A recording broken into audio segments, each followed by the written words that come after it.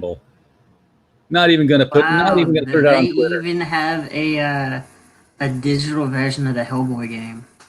Ooh, that'd be kind of cool. The digital version of the Hellboy board game. Yeah. That would seem to be pretty easy to do. I mean, once you got the engine down, all you're doing is just changing the cards and the layout of the map. Everything else is just your random number generator. Check that out. There's like 14 days left. Paste and go to. Boom, boom, boom. Wow, they made $254,000 on that thing. Yep. We are in the wrong line of business. No, I'm like, man, if I hit that money, I would be doing things like full time. Yeah, which I am. I am currently doing some early design stuff for an Unstitched board game. And that's going to be a tabletop too, right? I mean, you're not working with an electronics designer. Yeah. No. It would be tabletop. So, by the way, I've noticed here on the Unstitched thing that you have funded. When you were on last month, you had not funded. So I'm taking complete credit for that. You were on the show unfunded, and next time I saw you, you were funded. So post hoc, ergo propter hoc. Because of this, therefore that. You're welcome. Yes, sir. It is all because of you. You got funded to a good degree too here. I mean, it's yeah. It's not telling me what the original goal was now, so I don't know how much you went over. It was 6,000. Yeah, that's what I thought it was, 6,000. So, you're, and are you in demand now, or is it like over with? I am in demand, and I actually plan on doing a Kickstarter version in September. Very cool. So people can still. Because I know some people in CG is like, poo-poo Kickstarter, but I'm like, I don't poo-poo money. No, money spends. And that's funny because it's like, they're the ones who are always saying, hey, how come this Comicsgate person is getting, or how come this mainstream person is getting yelled at because they work with a Comicsgate person? They work with them because they paid money, right? That's what happens. It's like the Jay Lee thing. When they're like, how come you did a cover for Ethan Van Sciver? Because he paid me money.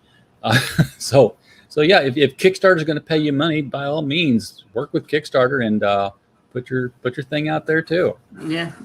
Plus, I think seeing how Unstitched is and the art style, I'm like, I think we could do kind of well on Kickstarter. And plus, I'm already funded, so I can have it at like the lowest possible goal of like 500.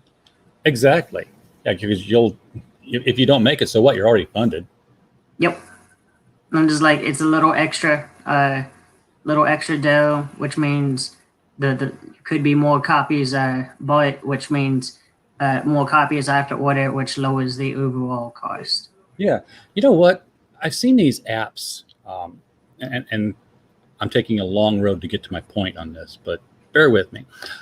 I've seen these apps, and I use these apps where I can type in a promo of some kind, and it will make a little video, and it sends it to Twitter, and it sends it to Facebook, and it sends it to Instagram, and it's just this app that interfaces with everything.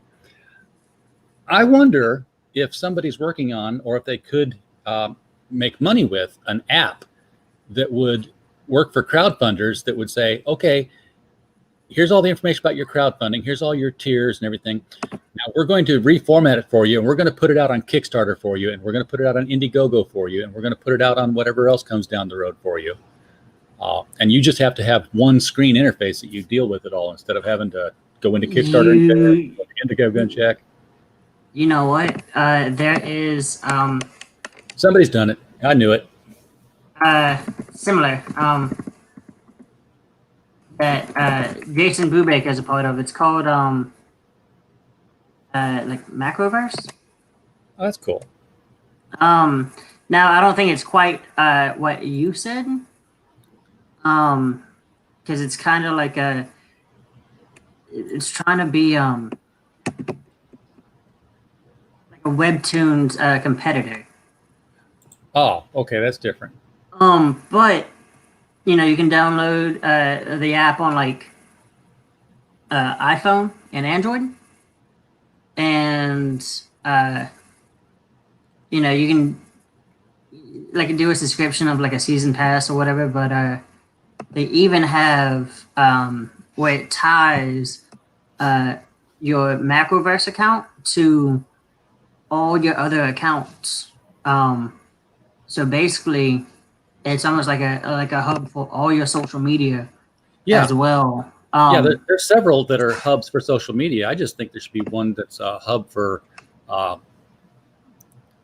for crowdfunding, and you could even have them set up. It's like, okay, kick off my Kickstarter on this day, and then make sure you kick off my Indiegogo on that day, so that you don't have to be on top of it yourself the whole time.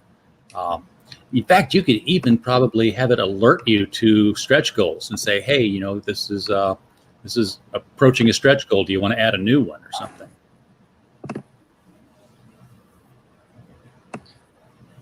That would be dope. Yeah. I'm not going to write it. But like I just don't know any. Somebody else to do. Yeah, I just don't know any scripting like that. Yeah, my scripting is in Unix, so I'm sure there's no way that it's going to be applicable. You need somebody who's working with .NET of some kind.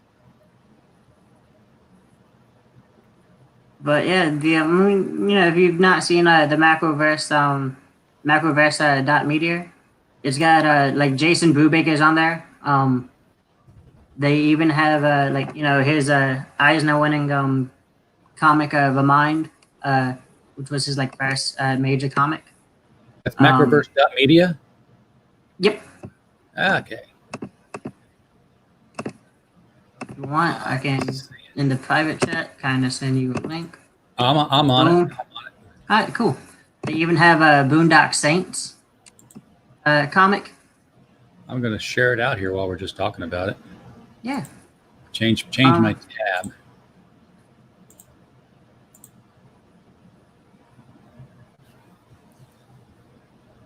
But, I mean, it's almost like more like I think a paid version of Webtoons, but you 100% like they're getting quality people.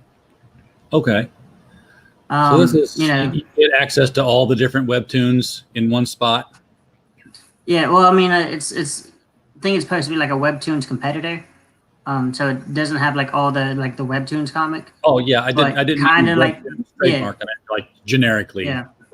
Yeah. Hey, look, there's B. Clay Moore. Man, it's crazy how he can get this comic done in time. Well, he's only how many pages is he doing at a time? I have no idea.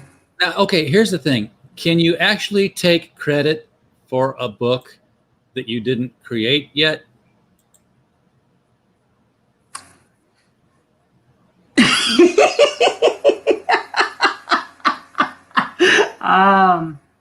They're like, I'm going to put that out there, just award-winning writer R.J. Carter, great American novel. And then I'm just going to, say, well, yeah, I haven't finished it yet, but, I'm putting it in my credits. Yeah. You normally put in the credits something that people have actually already read and has been published. That's you have a Kickstarter. It's like 6 years late, buddy. People, I checked on it. Your last update was February of 2019, and there was comments like last week going, "Hey, where's my book or where's my money?" Yeah, that's. Well, B. Clay Moore, and then Richard Pace is the same way. His isn't fulfilled anytime soon. Yeah, I think his is. I think B. Clay is like 6 years, and Richard Pace is 5. There's a lot of stuff out here. Yeah. With a lot of different styles. That's like a Rock Mary Rock. A young teen girl accidentally awakens a rock star from the 60s. Was he sleeping that whole time, or is he like from the dead or something? That'd be very cool. Side quest. Every quest deserves a side quest. But yeah, you can basically read like the first chapter or two for free before actually paying. So it's all it. I think it's cool seeing different companies try to do different routes of comic marketing. Because I know like TKO, uh, you order bundles, basically like a Right. season pack of the comic. So you order basically the entire art, but they have like the first issue online digitally for you to read for free. So you go, okay, I read that issue one, that was really good. Yeah, let me go ahead and just order the series. And I think Macroverse kind of doing the same thing. I think it's fascinating how comics is changing, evolving past the comic shop. Yeah, I can read some digital comics. I mean, the ones I just saw there on Macroverse, those looked eminently readable. Yep. But I like to have. I always like to have something in my hand. I don't know why. I just prefer it that way. Although, as I get older, I realize I can't go on the page and get things to zoom in because I'm like, when did they start printing these things so small? I'm like, oh, this is still a 1970s comic. This is Secret Society of Supervillains, by the way, the compendium. So Oh, nice. thought I might read that one up for a while. Oh, they did. Oh, they. I'm looking at the back of the book now. They did one of the issues. They did it in black and white, without the color. Ooh. So, Man, I always have respect for black and white comics because it is 100% saying the artist is going, hey, my skill is good enough. Because in black and white comics, good art pops, but so does bad art. this is just. Let me see if I can get it in here. This is just the uncolored version of it. Okay. You could scan it in Nice. and do your own coloring on it, which I would love to do. Just color myself some old 1970s. Now, who's the artist on this? I forgot. I want to say it was Ernie Chua, but I think he just did the covers. Jerry Conway did all the writing on it. With Denny O'Neil, Mr. Denny O'Neil, rest in peace. Thank you very much for your contributions. Pablo Marcos. I saw that name a lot in the 70s. And I'm flipping through. My favorite hero of the 1970s and early 80s, Kid Flash. There he is. I don't know why. He just always That's was. Wally West, right? Redheaded Wally West, yes. Yep. Wally West the first.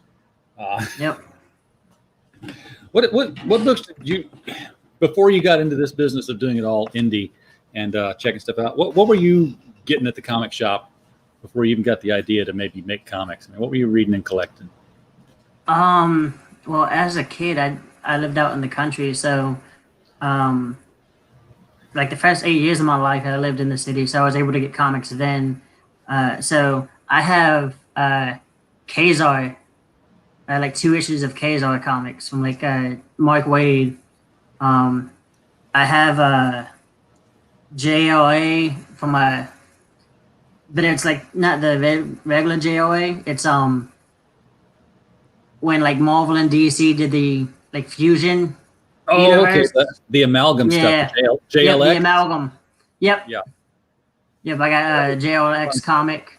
I have an X-Men comic, and I think most of those were like given to me by my cousin's friend, like bribed me off when my cousin had to babysit me.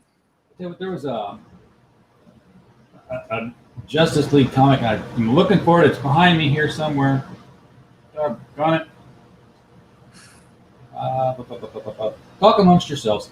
Oh yeah, but I kind of got back into comics when I like 2010, when I went to college, because I went back to the city. I was like, oh snap, comic shops, this is crazy.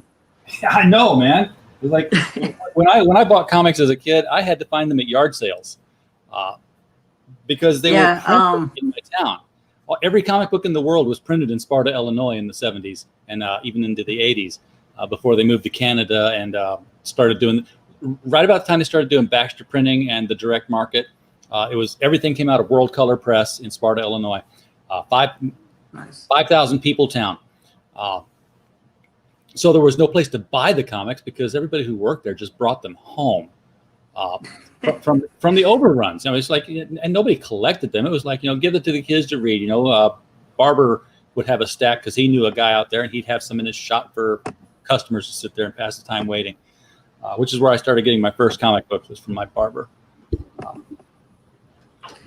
That's awesome. And then like every summer I would, visit my grandparents, and they typically work at like flea market. So, helping them out on the summer at their flea market, and then making a little pocket change and walking around the flea markets. You're like, oh snap, comics. So I never read an entire series or an entire arc, but I have like an issue 1 out of 3, or I have the second part out of a 5-issue story of like Venom and Green Lantern, and so I'm like, Yeah, I've been there plenty of times. Dang, I need to put these in like alphabetical order or something. There it is. Most of my early comic issues are just like random comic issues. Well, if you like the DC Marvel amalgam book, you probably really like this one. Oh. This was 4 issues of George Perez and Kurt Busiek. And this was cool because it was like, not only was there this world merge thing going on, but there was this time merge thing going on. So as the book progressed, it was something to do with Krona from the Green Lantern Legends, and the Games Master, who was trying to keep Krona busy while he could get things to work out to his advantage. But you ended up getting like the Satellite era Justice League with the same era Avengers, and then you got the Keith Giffen Justice League with the Avengers that were in that time period. So it was like you kept seeing them mash up and act differently, but they never became amalgam. Gotcha. See, I did read the like when it was like Marvel versus DC comics, and they made like that one character who can jump between the different universes, and you had like Venom fighting like Superman, and Spider-Man had to come. Basically, it was like, yo, the way you beat him is sound, and you had like the 2 entities. One was blue, one was red. They were supposed to be like the entities of Marvel and DC. Yeah, they were the universes, and they looked at each other, and they were brothers, and they said, "Well done." And then I guess Dan Didio got pissed off at somebody at Marvel, or vice versa, or Joe Quesada, and they're like, "Well, that's never." It was Dan getting mad at Joe Quesada. Yeah, because Joe Quesada said something about, "Oh yeah, it's nice to work with smaller companies every now and then." It was some sort of like passive aggressive comment, and Dan was like, "Screw you, man! I'll never work with you again." Oh, see, now, and that's where I heard that Didio was kind of thin-skinned, because if it'd been like Julia Schwartz, then it'd have been like, the next time Julie'd been on the on the radio with somebody, and they said, "Oh yeah, I heard that Joe Quesada likes to work with the smaller companies," and he'd come back and say something like, "Yeah, well, we who put out better products like to make sure that we can share it with those who just kind of throw stuff out there." Yeah, and then it would have been. You just throw another passive aggressive comment right back. Exactly. Hey, Rosetta. Yes, you're right. Hail, guys, back Dutton. And to make that easy, the link is in the description below. In fact, I got so lazy today because guess what? I didn't back up everything off my old laptop before it finally shot craps. I thought I had, but I didn't, which meant I lost a lot of my thumbnails that I was using for videos. And that I could cannibalize for other thumbnails. And I lost my my YouTube boilerplate. It's easy to get back. All I got to do is go to another YouTube video and copy it and paste it and get it. But I didn't do it. So I said, well, you know what? We're just going to put Justin's link out here in the description and screw everything else, which would have been pointing to my stuff. So it's all about Justin in the description. Get on there and go out and back Unstitched. Good news is it is already hit the goal. It's past the goal, so it's going to be fulfilled. So you don't have to worry about will it or won't it. Will you have to get a refund? No, you won't. You're going to get your book. The money hit my account finally on Friday, so I have already paid Eric. I'm on the list because if anyone knows Eric Weathers, he letters everything. He's the letter in chief. He is. Yeah. As well as drawing his own book, so I'm on the list. But it is paid. I have paid the person who makes my bears because let's get that picture of the bears. Yeah, the scary bears. We got 2 left. So for $150, you will get this guy. His eyes glow in the dark. He's got little unstitched teddy bears on his back. They have little crossed out eyes. Really cool of the boogeyman. For $150, you get him, both covers, mini print, and a poster. Very cool. Very, very cool. And there are 2 left, but pick those up. Yep. So the other, because I ordered 5 to begin with, and was gonna do the other 5 on the back half. So I've already paid to get the other 5 constructed.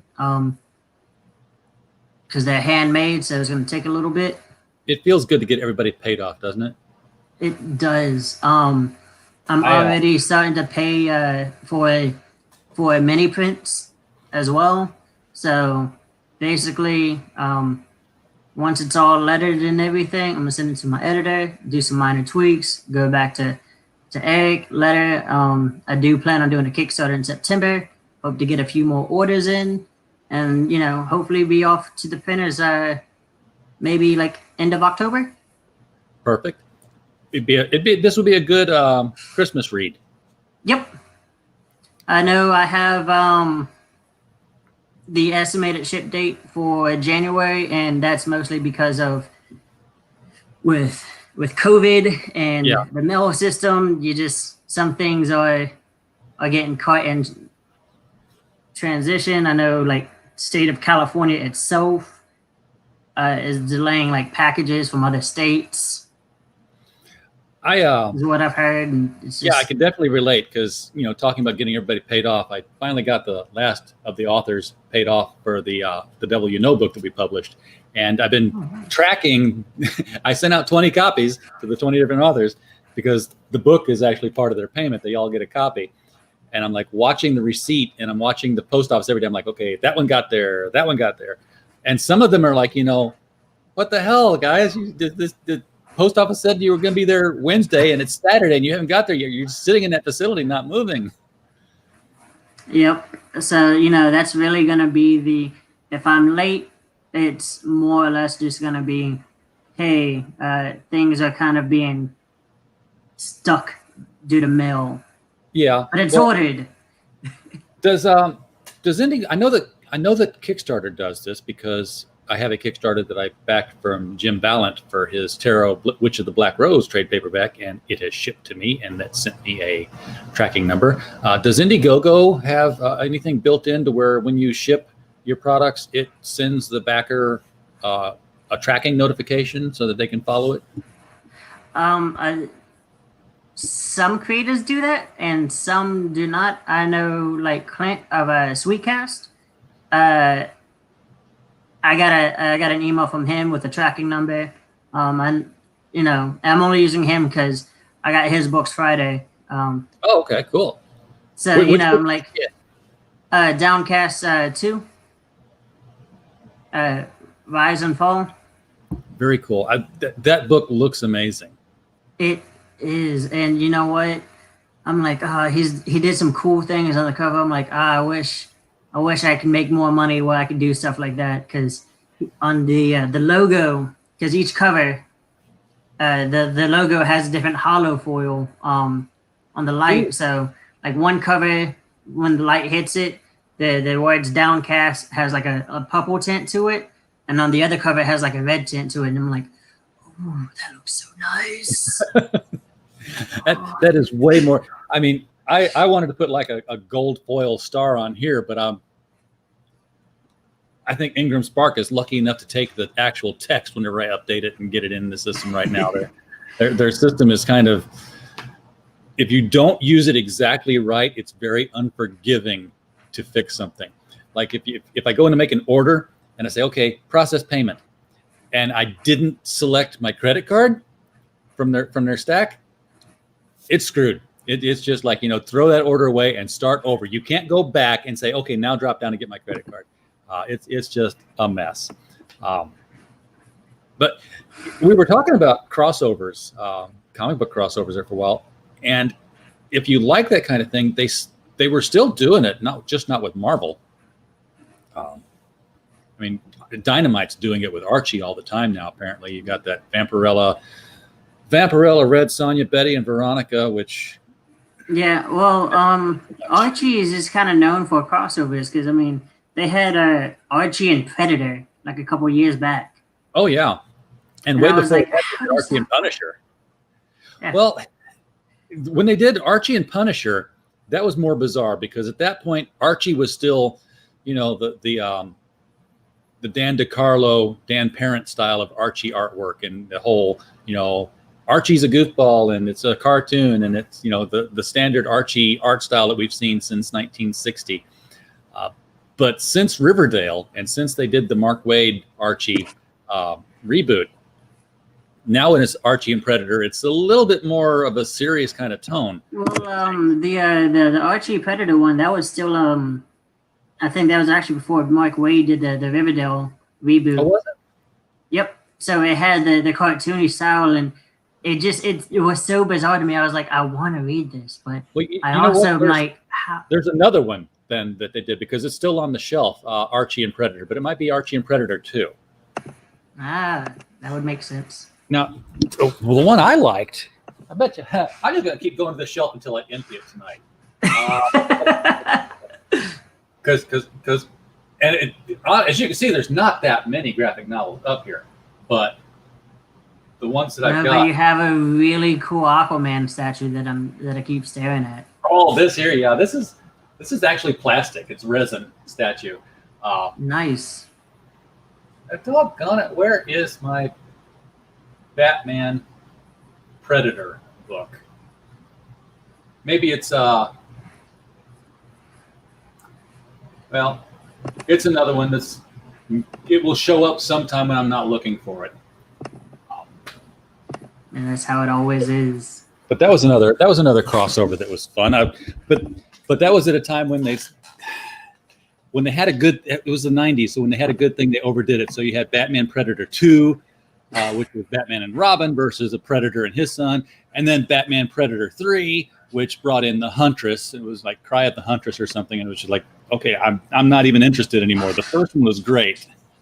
Second one, okay, follow was worthwhile. But the one that they did recently that I really liked was with IDW, when they did the Green Lantern Corps and the Star Trek crossovers. Did you see those? I did not. I did see and I did read Batman and the Ninja Turtles. Okay, yeah, that was kind of weird, but it worked. It did. I was like, all right, this actually works kind of pretty well. I was like, they obviously made Batman OP when it comes to martial arts. Like, ooh, he's schooling all 4 turtles. Well, they are turtles, but they're big turtles. Who I think they missed an opportunity with in Batman and Teenage Mutant Ninja Turtles for the villain? They should have brought in Killer Croc. Because he's a sewer dweller. Yeah, that would have been nice. That would have been, that's who it would have been a natural fit for them to fight, Killer Croc in the tunnels. Now, of course, they had to kick his butt because they're martial arts and he's just tough. I will say they did do a nice, like, Ra's al Ghul and Shredder, though. Yeah, that was nice. And that was also organic. That was just like 100% chocolate and peanut butter. Yeah, well, they the Green Lantern Star Trek crossover was with the classic Star Trek cast. No, I take it back. The covers were sometimes with the classic cast, but I think they did the Chris Pine cast on the interiors. I can't really remember now. I have to take it back out and look at it, because they did two. They did 2 6-issue miniseries, and the whole thing was that rather than say, "Hey, we came from this universe, and gee, it was nice to meet you. Now we're going back to that universe," they totally wiped it out. It's like the Green Lanterns that survived a cataclysm of the DC universe that was gone. It was obliterated. They survived something with Parallax, and Ganthet was the only Guardian left. And they were running out of power. They didn't have anything to power their rings with. So, and then in the second book, they were powering the rings. They had all the rings. In fact, they had all the different colors of the rings. So because the war they were fighting with was with all the other emotional spectrum lanterns. So Sinestro was there.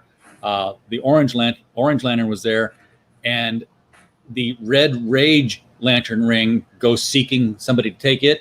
And it goes to Khan Noonien Singh. And yes, it was definitely the Chris Pine one, because it was the Benedict Cumberbatch Khan who gets the Wrath ring, and it was a slaughter knocker. Yes. Who? Khan. Who said Khan? There's no pretext in this movie of why we should be afraid of you. Well, let me explain why you should be now. The fun thing about that movie was like it was so meta at one point, because Spock knows that, oh, this has happened before to us in another universe, and I have access to the other universe. So it was when new Spock goes to old Spock and says, what do I need to know about this man named Khan? He's like, and old Spock is like, well, I can't tell you anything to destroy your timeline, but let me tell you about Khan. And it was almost like he could just bring out a VHS tape and put it in there and start Star Trek to Wrath of Khan. Here's what we did. If he did the VHS tape, I would be like, that is the most Spaceballs parody move ever. Of like, what are we watching? We're watching Spaceballs the movie. How? We're still filming the movie. What you're seeing now is happening now. I got that on DVD, and I was just watching like a couple of weeks ago, because my kid's now quoting it, and I was like, man, if I got the opportunity to release Spaceballs on Blu-ray, I would have to George Lucas the thing, because you know that very scene where they pull out the cart of the VHS tapes, and it's like, Spaceballs the movie on VHS they pulled out. I would digitally alter the bottom stack of that thing with Spaceballs Blu-rays with a little sign that says "Do not release until 2021." That would be amazing. Just to have fun with it, but yeah, is but that whole Green Lantern IDW Star Trek thing, I don't know if they ever revisit it again, because when they were done with it, they had found out a way to replicate the rings. So Starfleet now had Green Lantern power ability in its cadre of weapons and outreach. And Kirk's like, well, what do we do now? We're on a 5-year mission. We're out to explore. And Hal Jordan is like, well, have you ever been over to this section of the galaxy? Because there's a red sun planet out here that you might want to take a look at. And I was like, going to bring some Kryptonians into the Star Trek universe, are we now? Clever. Oh, man. I will say IDW and DC has done some like clever crossovers. Like I didn't think it would be good, but when they had DC Heroes crossover with Looney Tunes, that was much better than expected. Yeah, that was Warner Brothers. I mean, Warner Brothers owns all the characters, so why shouldn't they? Yep. And I was like, man, Tom King, you really did a good Batman Elmer Fudd, but the beginning of his Batman run was actually good when he had the editor that he got fired because he didn't like him. That's really what's been lacking in DC for a while, and hopefully, with the shakedown of everything that's come along here, they'll realize that it's not been that they have talentless writers. It's that they have hands-off editors, rubber stamping editors. You know what though? The Batman series was actually really good until I think it was Matt Russell. Tom King got fired, and Matt Russell went to the Black Label, and then he got fired again with that first wave of cuts. Yeah. But you know, he was on the Batman for like a long time. And, you know, like the Scott Snyder one was really good. The Grant Morrison one was really good. Batman's been good for a long time. The beginning, yeah, the beginning of your run was really good when you had them, and when you kind of forced them out and you did the post-wedding thing. It showed that you're in charge and you have no editor, and things fell off the wheels very quickly. Yeah. Oh, I know retailers who were absolutely pissed about that whole wedding thing because the retailers were not told, hey, they're not going to get married. You know, it's she's going to stand him up at the altar. And actually, he stood her up at the altar. Well, okay. No. She did stand him up. My bad. That's what I thought happened. Stand him up. Yeah, I was trying to remember. Like, yeah, she did stand him up because it was like, we get married, he won't ever be Batman. Yeah. Well, the message to the retailers was that, well, you were stupid if you thought that Batman and Catwoman are going to get married. I mean, come on, it's comic books. We do this all the time. And the retailers were like, when you told us Spider-Man and Mary Jane Watson were getting married, we had parties and we sold comics and they got married. When you told us Superman and Lois Lane were getting married, we drew people into the store and had giveaways and they got married. You pissed people off with this because nobody bought these books. And we got stuck with a pile of them. Yeah, I remember like a bunch of, because I have a couple of friends that work at two different comic shops, both an hour away from me because almost everything is. Let's see, that would be, is Dragon's Lair still? Or is it Dragon's Den? I can't remember. There was one, I thought it was Dragon's Lair in Fayetteville. See, I don't know because I haven't been to the Fayetteville one. I know there's Memory Lane in Wilmington. I have a friend that works there, and then I have a friend that works at Arkham Comics at Rocky Mount. And the hype was real for the wedding. The owner of the Rocky Mount one kind of tempered it a little bit. He was like, I'm not 100%, but I do know I'm gonna get a good kind of sales boost a little bit. But the Wilmington one. Like you said, they were holding parties. They blew the event really big. Yeah. And then of course, somebody leaks it out the day before that, oh, she stands him up, and they don't get married, and that just at the very least, if they'd have kept their mouth shut, people would have bought the book and then realized that they didn't get married, and then they'd have all been pissed for spending their money. One of my friends, he's a cover collector, so he didn't care. Yeah, he was like, "Let me get that J. Scott Campbell cover of Catwoman in the dress." Yeah, that's the one where she's looking in the mirror. That was an awesome looking cover. It was. And I've seen cosplayers that actually worked really hard to duplicate that dress, and we're showing it off on Instagram. And now it's like, it's meaningless. You've got this really great looking dress that carries a connotation with it now whenever you wear it that nobody wants to think about. I had something else I was going to talk about, but I can't remember what it was now. So I guess we'll talk about Unstitched some more. Because we're... Oh yeah, I have a comic out. You can buy it. Yeah. I don't work at DC, although I did get a very nice compliment from Adam Lawson, the creator of the 8th, of like, why am I not working at DC? Because me and him had a talk yesterday about some of our pitches that we would do with some characters, and he was like, I would read your Constantine, like, hand over fist. What would you do with Constantine? Because he's been canceled, so he's pitchable. Yep. All right. So we all know Constantine likes magic artifacts, right? Right. So I'd have him like grabbing like an old ancient artifact, and it'd actually like kick him to the past. like ancient, like King Arthur, Maryland times. And like one of his nicknames is the Laughing Magician because he can lie and bluff like demons and like the devil and God and other mystical beings. Like that's a special gift he has, as well as his wave of luck. Well, you discover that there would be like a gang of magicians and sorcerers that Maryland was also a part of, called the Makers, where they were. It was almost like a magician Illuminati, trying to make the world. And Constantine's like great whatever, many greats. His ancestor was actually the first laughing magician, and like both that title and like gift is actually passed down through his family. And you also discover that Constantine's ancestor was not a good guy.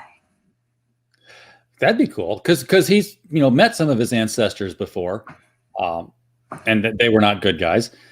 Did you ever read the Neil Gaiman Books of Magic series? I've read some of them. Yeah, there's I had an idea of Constantine actually having a sidekick of like a really powerful young magician, and then someone's like, "Oh, you mean Books of Magic?" And I was like, "I forgot about that." Yeah, I never really read it. The future. He goes into the future in one of the books, and it's like end of time future, and there's a Constantine character there, but he never says that he's Constantine. But you get the idea that he's either like he is John Constantine, or maybe he's a descendant of John Constantine because he's just real cagey about who he is, and he acts like he's insane until he stops acting insane and says something lucid, and then goes back to being insane again. DC's got such great characters, and they should be pitching really great stories with them, but they just aren't doing it.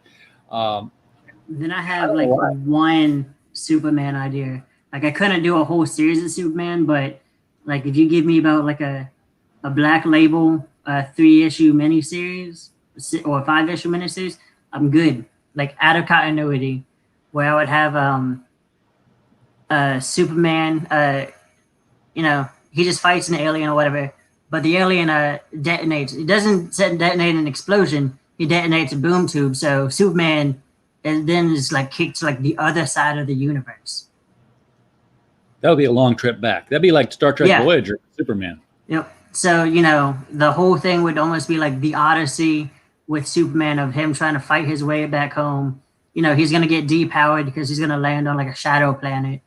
So, power phase, and does a lot of like different things. And like, he'll go through a planet near like a blue sun. So he's like supercharged, and it'll be a lot of like, the power scaling is going to go off the like up and down off the chart trying to get back home, while at the same time Darkseid invades, and without Superman, the Justice League loses a lot.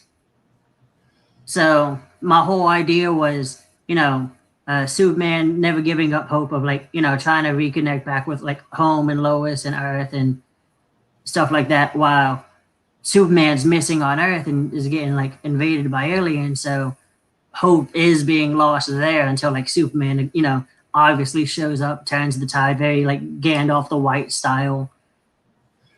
Did you ever read Justice League: The Nail? I have not. Yeah, it's one of those Elseworld books. It was a trade paperback, but it wasn't like multiple. Might have been 2 issues, but it was a perfect bound series, very short. And it was, you know how the Elseworlds are. It was always like, everything's the same as it always was, but this one thing is going to change. Well, Ma and Pa Kent are driving in the truck, and Jonathan Kent hits a nail in the road and gets a flat tire. So he's not there when the rocket comes down to get Clark Kent out of the rocket. And somebody else gets him, and he's hidden away, and Superman doesn't exist, while the rest of the Justice League forms without him. And it shows how they had to operate without Superman, and how they would lose a bunch of these battles. And I think Darkseid was even in one of them. Oh, nice. But, it was that whole for want of a nail, a shoe was lost. For want of a shoe, a horse was lost. Well, Superman was the nail that held the Justice League together, as well as the literal nail on the road where they ran over. But yeah, I'd love to sit down with DC at a comic book convention if they start having those again. and start coming to Wizard World again, and pitch a Legion story. Because I've always wanted to do like a 2 to 3 issue Legion of Superheroes arc with the with the original cast, and play around with some of the legends that DC has about their long-lived characters. Because I just want to see like a team of Legionnaires respond to a museum robbery, and thinking, like, well, this is nothing. We're just going to take care of this guy. We're flying back to the clubhouse. We'll the alarm's going off. We're here. Why don't we just pop in and get their ass handed to them by this guy who's fighting from the shadows with these ancient weapons that he's stealing. And then while they're getting their butts handed to them, Dawnstar arrives as backup. And as soon as she arrives and she's backlit by shadow, you see the guy who's beating them up. And it's a guy with a mace and wings on. And he says, Shayera. And it's the next reincarnation of Hawkman in the Legion of Superheroes time. Ooh. Because he's always getting reincarnated, right? Yeah. And I thought, wouldn't it be fun if Dawnstar was the next reincarnation of Shayera and she didn't know it, and it wakes up then? Because that's going to mess up her relationship with Mon-El that she's had for years. And I was playing with the idea that, why I'm not investing too much time in it, because I'm not going to get to write it. We don't own the property, and they're not taking submissions from anybody. And Brian Michael Bendis drives LSH into the ground. But I could see at that point that he'd be taken suddenly from the scene, like either teleported magically or scientifically, because there's another group of superheroes in the world that have been operating. The Legion of Superheroes is not the only team in town. They just don't know it. There's another team that's comprised of the Spectre, Dr. Fate, Plastic Man, because he doesn't biodegrade, Swamp Thing, and I had a couple of others, but they were all these characters that can't die. So what would these characters be like 1,000 years from current DC time? That would be interesting. Just a Justice Society in an LSH era. But it's fun to think about, fan cast it, fan write it sometimes. But yeah, once you start writing, you don't want to do that kind of thing anymore. Yeah, like I posted on Twitter yesterday, like, what 3 DC characters would you love to write and 3 you wouldn't? And like the 3 I would was like John Constantine, obviously. I had Blue Beetle, and man, I don't even remember who I had as my 3rd one. I think it like Wonder Woman. No, yeah, Wonder Woman. Which Blue Beetle would you want to write? Jaime Reyes. Yeah. I think the suit is cool. The powers are cool. He just doesn't have any like villains, really. He doesn't. No. Not besides like needs a good besides the besides like the Reach itself, he doesn't have. And I think, and I asked the same thing on like Marvel side. And for both, I put Captain Marvel as someone I would want to write, because I think Captain Marvel and Blue Beetle, as much people don't like Captain Marvel, and I understand why they don't like her. I'm like, she doesn't have any villains. Well, she is the villain. Yeah, like she is the villain. And then the way I would write Captain Marvel, Carol Danvers, is I would write her almost more like Hal Jordan from Green Lantern. Stubborn, full of willpower, but definitely struggles. Like they have her acting like too overpowered. I'm like, no. Her power set would be more like the Miss Marvels of like early 2090s. She's strong. She can be a heavy hitter. She's not gonna like take over everything though. Yeah, and you need to, Marvel, needs to explore that whole Captain Marvel Rogue relationship more, because they're never gonna like each other. Yeah. Because she stole her powers twice now, I think. Yeah. so that's right now. Everybody that Captain Marvel meets that's a woman joins the Frenzies Club, and they go out for game night, and that includes Wolverine apparently. Yeah, That's one of the gals. That makes no sense. And then in the Avengers, you have clone body Tony Stark, freaking out of is he a clone, but also like going, oh, Carol, I'm very sorry. And I'm like, Tony, you were more on the right in Civil War II. She put you in a coma and killed you. You died. Yeah. Why are you saying sorry? Like, why is she acting like it was your fault? Like, you were like, hey, I don't know, maybe we shouldn't be a judge, jury, and executioner. Trust me, you remember you were like my second hand. We did this once before. I learned my lesson. You didn't. Oh man, I miss comics sometimes. Yeah.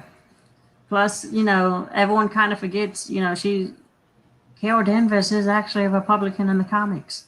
She used to be. No, she can't be that. She used to be back in the day. Now they're like, we want to write our politics with the character. I'm like, no, don't. She's also like Air Force. Yeah. Well, the only Republicans in the comics these days are the villains. You know what? I am hesitantly excited about Milestone coming back in February. Oh my God, yes. Although it's lame that they're going digital first. Yeah, well, that is. I don't know if they're testing the waters with each digital one to see if it's worth printing in paper, but I think that's what they're gonna do is try to do like digital for the single issues and then like do printed as trade paperbacks to save like money. Yeah. But I'm like, like Icon, like his whole thing is he's essentially Black Superman who's also a Republican, and like his old comics very much dealt with he's a Black Republican. Yeah, they did. All those 90s comics were fantastic. Now they tried to reboot it all a handful of years back and it didn't quite take off. But yeah, I mean, with him being a Republican, Rocket getting pregnant as a teenager, and their whole clash of ideologies and worlds, that's what drove that series. It was awesome. Yeah, like Rocketeer was very much on the left. Icon was very much on the right. But at the end of the day, like they're like, yo, we work with each other. We got each other's back, and we're trying to make the world a better place at the end of the day. Yeah, I'm going to look forward to seeing that one. I also heard that DC is going to make Alan Moore angrier than usual because they're going to take one of his other projects that he submitted to them and turn it into a series. He did this thing. When they did Kingdom Come, they kind of built Kingdom Come off of an Alan Moore script called Twilight of the Superheroes. And it's very much like, I've read parts of the script a long time ago when it was made, just throwing out there the pitch, but all the superheroes have collected into these kind of like Game of Thrones houses. So there's the house of Superman, there's the house of Shazam, and there's the house of the Bat. So it's like all the families of this of the major icon have formed these almost royal houses, and it's like post-apocalyptic, end of time kind of stuff. But a lot of the plot line was the same plot line that was used for Kingdom Come. So we'll see if that. Mike Wade, I don't quite agree with him. But I will say I do like a lot of his old school writing, especially like 90s, early 2000s. Yeah, like when he's on. I have Kazar, which he wrote that, and I love those two issues. I did go and I did bought the graphic novel lately, and I've been trying to get like the Mike Wade one on Kazar because I was like, it was just so cool. But I'm like, you know what? I'm not surprised if Kingdom Come was actually built from the backbones of an Alan Moore script. Oh, yeah. That might be why it's just like that's his one like really grand slam legendary title that I'll see if I You can can go find to an a Comic archive Con photo today, and it's like, oh, you know, the Comic Con and it's like, oh, you know, the writer of Kingdom Come. Like, isn't that comic like 20 years old now? Yeah, kind of resting on some old crumbly laurels now. But I liked everything he's written. The only thing I don't like about Mark Waid's writing was when he introduced the Speed Force to the Flash. I'm like, oh no, because now that's just complicated everything so much, and it's, you know, it's a crutch. It really messes up the television show. It was both cool and not cool. It is a crutch. It depends on what people do with it now. Yeah. I will say I kind of like what Scott Snyder did with the Justice League of introducing other forces. Well, that's just it. I mean, as soon as you introduce one force, you have to realize, oh, there must be a corollary force. There must be a slow force, and sure enough, there is. Yep. And then, you know, it's force like, and yeah, and the Green Lanterns, you know, rings. Well, we got green, we got all the other color rings now. Like, yep. well, where have they been for the last 60 years? And but why? I'll say Jeff Johns did a really good way of introducing the new cores. Yeah, Jeff Johns can do no wrong. In fact, the best news I've heard about Jeff Johns lately, aside from the fact that he did this bang-up job on Stargirl for the television show, and if you haven't watched that, get on the CW.TV app and binge that, because that's really, really good. I've heard good things about it. But he did those Batman Earth 1 hardcovers. I've got the first and the second one. And I've heard that the Batman Earth 1 Volume 3 is getting ready to be introduced soon. And I think that it's a good time for it, because everything I saw in the Batman movie trailer is borrowing from Batman Earth 1 number 2 from that Riddler story. So yeah, that's what I've heard and seen. And Jeff Johns is, man, I saw his name on like stuff. He was one of those that like DC. I'm like, I'm gonna buy this. Yeah, it's Jeff Johns writing it. The only thing what he did with Aquaman was oh yeah, Aquaman was good. Anybody who can write Aquaman and make it entertaining, that Aquaman and Hawkman are both proof of writing chops. If you can make those characters entertaining, you're a good writer. The only thing Jeff disappointed me with was Doomsday Clock, and that really wasn't his issue. That was the fact that the editor got fired from the run as it started, and then Dan Didio didn't want the rest of the DC universe to commit to the changes that Doomsday Clock would have been introducing. So, yeah, and that's the and you know, when you change something like that, like mid-production of like, this was supposed to be a grand changing universe event. No, it's not. It's kind of now more of an Elseworld side story type thing, you know, and you have to change your script to reflect that. Plus, you have an artist who, you know, amazing, but he is a slow artist. So, you know, he's like, oh, so I have to basically redo issue 2 now, or issue 3, or yeah. And if it's an Elseworld story, what happens to the Button, you know, and what happens to Rebirth? And why does Wally West in Death Metal, is Death Metal Elseworlds now? Because I don't know, I've read one issue and I can't follow it, but Wally West now has the Dr. Manhattan symbol on his head, and he's light blue. So, and we know that he encountered Dr. Manhattan in Rebirth number 1 when he came back. I would have just rather they never introduced Watchmen into the main DC universe. Yeah, they could have, and I think Jeff Johns was going to do it the way I'm thinking of it, but I won't know unless I ever get a chance to talk to Jeff. So Jeff, hey, if you're in the chat, no, you're not. But as soon as I read Rebirth number 1, and I saw Dr. Manhattan at the end of it, I got chills, because I'm like, I know exactly what they're doing. And if you go to,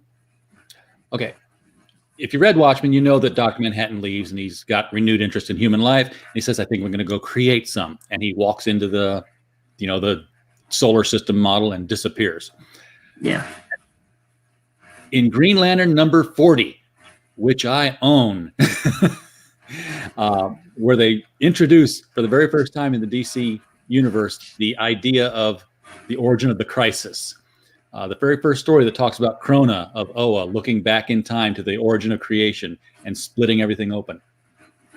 And you've seen the same image multiple times since then. There was the creation image, and it was the hand with the galaxy swirling, and the hand was pale electric blue. The whole thing should have been that Dr. Manhattan did create human life. He created the DC universe. And the reason he could go back in time and do things that he couldn't do in Watchmen, because he couldn't go back in time to any place he never was that he created the universe, so he was there. And the reason the DC universe keeps getting rebooted is because it's not perfect yet, so he keeps starting over. That would have actually been really great. And it also would explain just so many times they just reboot. Like Dr. Manhattan's like, you know what? I don't like this storyline. You know what? Let me just do another draft of this. It's 1942. I moved the lantern 6 inches out of his reach. Now let's see what happens. It's like, but I want to think that Johns was going that direction because he's just too good at paying attention to details. He would have known that Dr. Manhattan can't time travel. He can only see times that he's already been in. So it's if he arrived in the DC universe in the 80s, he couldn't go back to the 40s when he wasn't there in a place he wasn't to begin with and make a change. In fact, he was huge in Watchmen for saying, I can't change anything. I'm a puppet who can see the strings. I have to follow the pattern. Everything's dictated, predestined. So the idea that he could change anything would have had to have meant that he had control of the universe because he created it. Would have been cool. Well, man, it's getting late where you're at because it's getting dark where you're at. You're kind of fading into the window like a werewolf looking in under a full moon there, man. If everybody's coming in and watching the replay of this and you've stuck around this long while we've just kind of chatted about comics from the glory days and everything else besides my comic. By the way, I have a comic. It's called Unstitched. It's an amazing comic. All the art is done. Eric right now this weekend, he's doing the lettering. I've already ordered some of the prints as well. Commissioned the other 5 teddy bears to be made. And Unstitched, protect the light, protect the child, fend off the darkness. The darkness is pretty much fear taking form in the eyes of a child. And fear is what corrupts childhood wonderment, which is built on hopes, dreams, and imagination.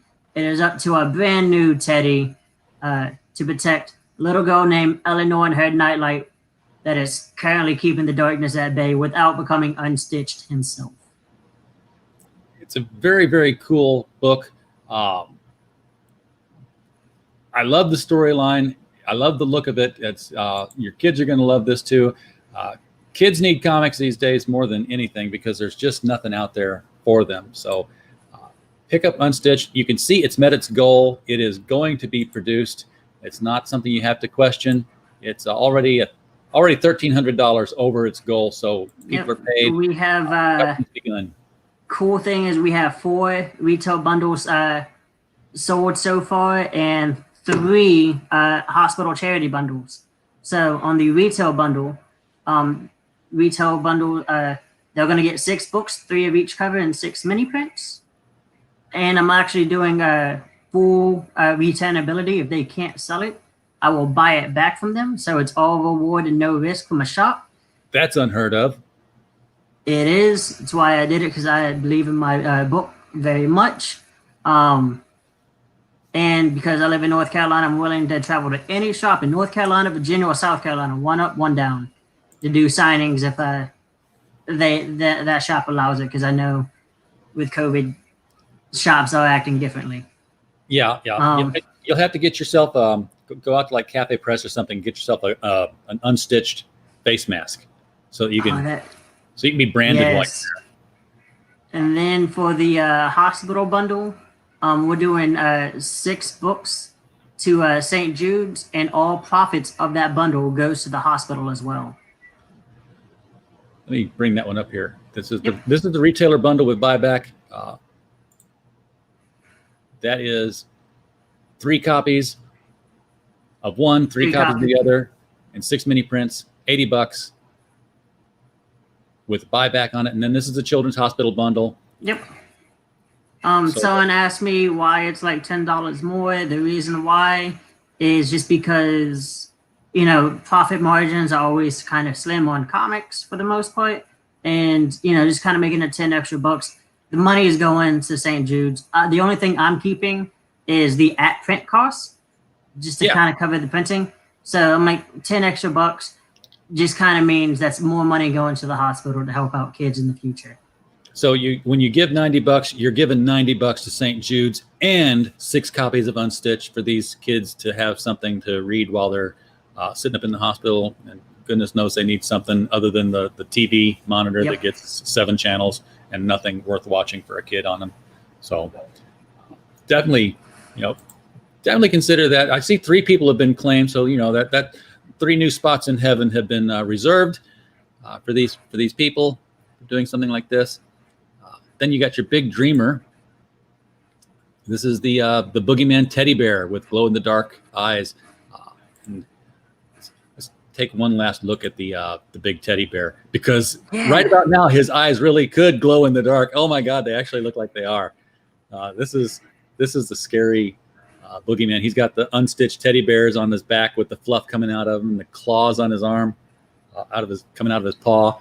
This is a one of a kind item. Well, I guess it's a one of a sixth of a kind item, but this is a cool thing. We are even going to be doing certificates for the bears. So you will get the number corresponding to the backing of the bear. So the first back of the bear will get like one that says like, this is number 1 out of 10. The second person will get 2 out of 10, etc. So, you'll be able to know which number you were, and only 10 made. Only 10 bears, people, and they've already had 8 of them claimed. There's only 2 left. 2 left. You don't want to miss out on this, because you're, what is it? I'm going back to the top here. It doesn't say how many days you've got left now that you've gone into demand. Nope. I'm going to be in demand until I pretty much get everything like worked out, because we're lettering this weekend, or hopefully this weekend. I'm on the list because I hired a very professional letterer, but he is also a very, very busy man, and there are just some other titles ahead of me. Eric Weathers is doing everything. So he needs to start running a lettering channel so he can train people to be professional letterers. Oh, that'd be amazing. I would watch that. That's something we never see. I mean, we see all these drawing streams. We never see a lettering stream with somebody saying, this is why I do it this way, or this is how I make the, because he's not putting he's not cutting and pasting a font in there, as best I can tell. He's actually hand lettering these things. Yeah, he does hand letter a lot of these things. Because I know he's done some hand lettering for Unstitched. Because I've seen some pages, and I'm like, oh, that's so nice. So nice. Very cool. I can't wait to see the whole thing now. But, we're going to be in demand probably until like end of October. Okay. Because I do want to try to get this in people's hands as quick as possible. All the art's done. It's been done. We're lettering. I've ordered some of the prints already. Ordering some of the posters. So, money is starting to fly out of my bank account after it just went in. Yep. I know the golden number I still have to keep to hit the printers. I'm good. So when do you see yourself launching Chapter 2? I will be doing because I have a new artist for Chapter 2. Right. We're going to do he's going to do the cover for that, because my biggest belief is whoever's the interior artist will also do the main cover. That will be for all my projects. practice. Laura did the interior for this. She did the cover that you see in the video currently right now on the screen. You know, my new artist Enrico, he's gonna do a cover, and I will always have a one, maybe two variants, but it would probably just be like one other variant because not quite big on that. But two to three is a good number. Yeah, you don't want to go overboard. Variants are okay with Indiegogo because you don't have to buy 5 of the main cover to get qualify for the variant. You say I want that one instead of that one. Yep. It's not like Marvel where you got to like buy 600 of the things and hey Larry, I'm going to shout you out. You got to hit the I don't have a super chat button for man. If you haven't, have you seen Niobe Comics? I have. Rebel, we gotta get you back out here again. It's been too long. And he's been sharing some of the covers. Oh, we had an open mic stream, and he kind of came in then and showed some stuff. But we got to get him in here and show the whole thing off again. Rebel, I'm open tomorrow night if you want to spend an hour putting Niobe in front of people. Just hit me up in my DMs. Tuesday night, I am not open. We have a broadcast scheduled for Tuesday night, by the way, where we are going to have guiding light actress. Crystal Hunt will be on. Completely not comic books, but she has a new series coming to PureFlix called Mood Swings, which she's trying to put out, some wholesome sitcom comedy in the vein of Golden Girls. And I've read, not comics. I've watched the first 3 episodes of this on the streaming series, and it's pretty good. I'm going to reserve judgment on the whole series until I finish watching the whole series. But it's an interesting show, and it's got its good points, and it's got its points that could be criticized. I think it would do better with a laugh track. It would look more like a 80s and 90s sitcom if they had the canned laughter, because it's kind of quiet. It doesn't have the music or the music or the laughter that goes along to encourage you to participate in the show. Okay, you're going to get the Kickstarter going in 3 weeks. All right, so tomorrow's too soon. I'm going to be back in that. I'll be back in that when he launches. I have issue 1, and it's nice. Oh, you know what? I've never gone on anybody else's show. That would be kind of fun. I could get there, and I'd love to go on and talk about our books. So, yeah, send me an invite. I'd love to do that. I crashed a show last night. That Star Wars guy. Man, last time I tried to go on a show, like the neighbors across the street, they hired people from the city to cut down some trees near the line. So we had at nighttime, people cutting down trees and all this equipment stuff. So my dogs are going haywire, and I was like, man, I popped in for 5-10 minutes, and I had to pop out because it was my dogs just won't be quiet. Yeah, that high pitched noise hurts their ears. And before I pop out, I will. Wednesday night, 9 p.m. Eastern. Okay. All right. Let me write that down in my little black book. Wednesday, 8 p.m. Central Time. So that's what I'll do. You're booked in my little black book. Computers, what are they for? I write stuff down on paper. I used to come home from work with a pocket full of yellow Post-it notes of all the things I had to do and all the ideas I wanted to write. So she's like, why don't you put those on your laptop? I'm like, I don't have my laptop open all the time. Before we get out, I'm going to bring my little brand tab up here and dox myself, because we still have these stickers that I've been giving out. People have been sending in their self-addressed stamped envelopes, and I will take your little self-addressed stamped envelope. I'll put 2 of these in there so you can give one to a friend. These little you can't really see how holofoil they are, but they're cool. It is nice.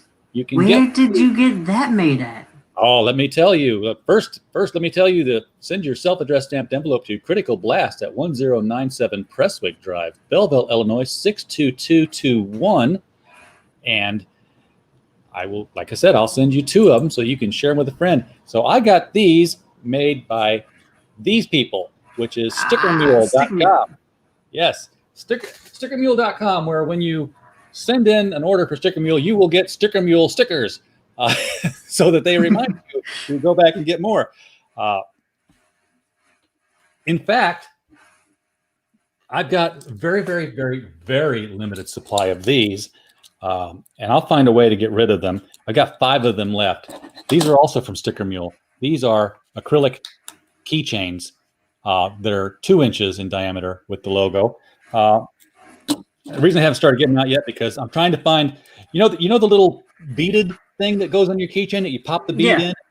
Yeah, I can't find finding those anywhere to save my life.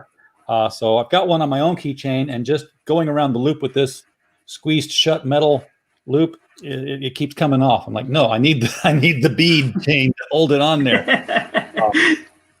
But Sticker Mule is awesome, man. If you have not checked out Sticker Mule, I'll send you a link because then I'll get a $10 credit if you follow my link, which I just use it because I'm that kind of a scammer and grifter. But yeah, they're like super cheap, and once I put in an original order for this stack of holofoil stickers, and I'd ordered from them before, but they will email you constantly afterwards, and it's not like it's spam where it's like it's spam, but you want to open it because it's like, hey, we're giving away 1,000 of these stickers for 20 cents. I'm like, what? I'm exaggerating, but it's like always a deal that you just can't pass up. They hit me up last week for car magnets. Like, if I wanted to get a giant Critical Blast magnet for the side of my car door, like, oh, I want. But I was like, but I don't want 50 of them. I don't have that many cars. So I passed on that one. But the idea was there. Yep, because I'm still looking at because if we hit 10K, one of the stretch goals for 10K is patches. I don't think they do patches. I don't think they do patches, but I've seen a few people. I'm still shopping them out for patches. They do the die cut stickers. I mean, if you send an image with a PNG and it's got the transparent background, they're going to cut it to fit. So you could you could send them a couple of pictures from your book there where you'd have some poses that look good. And you'd have a nice little sticker to go out there as a tier, and they cost next to nothing. I mean, it's outrageous what you can order from them. I can't get it right now because I'm using it to wedge my other monitor up. I've got a 32-inch monitor here that leans forward like 3 degrees, and it's just enough to make me go, I don't like that. It's flat, but it's making my neck trick. They make coasters. Round coasters with your logo design on them. So I've got Critical Blast coasters, and of course, whenever you make an order of anything, Sticker Mule will always send you a Sticker Mule coaster along with their Sticker Mule stickers, and it's just the right thing that I wedged it under the monitor. It's like if I take it out now, my monitor comes forward, and then I have to put it back under there. But I use the Sticker Mule coaster to MacGyver my monitor. That's exactly what I did. It was like they gave me this round thing, and I was like, do you know what this is? Oh, I need that. Yes, you do need this. It was like Agent Coulson giving Tony Stark Captain America's shield in the first Iron Man movie. He's like, this is perfect. It just wedges this thing right up here to the level I want. Remember that scene? Yeah. He's like, this is Captain America's shield. This is perfect. This is exactly what I need at the right height to hold this thing up. So I don't know if Tony ever realized what it was he had, or if he didn't care. That's okay. I've never figured out how old Tony Stark is anyway. I mean, his dad served in World War II, and he's alive and now. So it made no sense. And in fact, didn't Endgame show that Howard Stark was expecting, his wife was expecting with Tony? Whenever Tony and Howard interact. Yeah, he was expecting. Yeah. So was that during the war with Hydra, or was that later in time? I don't know. I think that was actually a little bit later in time, like post-war, because they had the cube. Oh, okay. Yep. Well, He was post-war, but yep. Because they essentially had the cube locked up for S.H.I.E.L.D. Well, if you notice, they never even say it's World War II. It's Yeah. just the war, and it's not even Nazis. It's Hydra. They fought Hydra over in Hydra Land. Well, I think if they actually used the Yahtzee word, because I know it's YouTube and YouTube's funny if you say certain words. I think maybe the German people would have been like, I'm not gonna watch the Captain America movie. I don't know. History is history. I didn't have YouTube knock anything. Well, okay, YouTube did knock one video off my stream when I was interviewing Dan Fan, and we hadn't even said anything, but she was doing her book, which is called Orgasm Girl. Yeah. And it's like, okay, YouTube, what, seriously? And I only lost like the last 10 minutes of the stream because I was still simulcasting to Facebook like I'm doing now. So we're live in both places. But they put it back when I told them what was going on. Apparently somebody flagged it because they didn't like the word in the title. But I know I know when Shay had Dan Fan on, they had it just on their title go Ogo. Like for some reason YouTube would not even let her type in Orgasm Girl. They let me type it in, and I went out when they pulled it off. I like, okay, I just did a search on YouTube, and here's like the first 50 hits that have this word in their title, and they are way spicier than anything we talked about. So we'd like our video back, please. And they said, oh yes, of course, absolutely, sure, because it was beer bug time, and they were just saying, somebody flag the video, take the video down, and we'll look at it if they ask us to. So anyhow, we've got a date with Rebel Gaming, so I'm going to show up there. And he's left, so nobody's watching, so we might as well kick out and spend the night watching Netflix or something now. So well, I'm going to be on Shay's channel in like 50 minutes. All right, well, cool. I'll be over there. Yep. On Sunday nights. Have you seen her channel on Sunday nights? I've seen her channel at some point, but I don't know. So she has her like typical channel where she like invites someone on and talks about their project, kind of like you do. She cosplays, but then on Sundays she invites a bunch of writers over, and she has like a writing topic of the night. I have seen that. Yeah, yep. I've been in the chat for some of those, but so that looks cool. Yep. And tonight's expectation is managing expectations. That's what we're talking about tonight. Very cool. Well, tell her if she wants the published author of the Destroyer series on there. So you can give her my DM.